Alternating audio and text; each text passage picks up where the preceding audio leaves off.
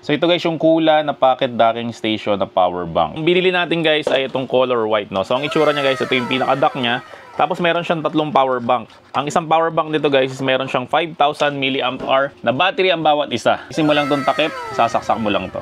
So makikita nyo guys na yung cellphone ko is nag-charge siya, no? Tapos dito meron siyang sarili niyang screen. So nakalagay si 73%. So pwede ka guys mag-cellphone habang nakakabit lang tong power bank, no? So, ang ganda pa nito. Merong support na yung palm, di ba? Minsan kasi nakakangawit dito, yan. Okay, so try naman natin yung pa-landscape.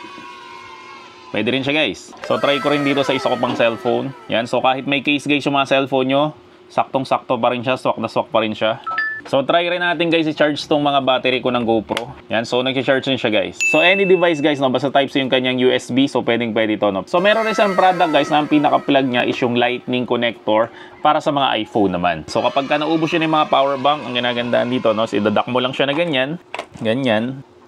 Ganyan. So may kasama rin siya guys na USB Type-C, no? So isasaksak mo lang siya dito. Tapos itong kabila guys, no, pwede mo siyang isaksak doon sa mga power brick mo. Siyempre kapag kailangan mo lang ng power bank, aalis ka, so pwede mo hugutin to at pwede mo tong dalhin, no? Kasi sobrang liit niya lang. Halos kasi laki lang siya ng dalawang daliri ko. So sa mga gusto mag-avail nito guys, no, maglalagay ako ng link sa may description section ng video na to.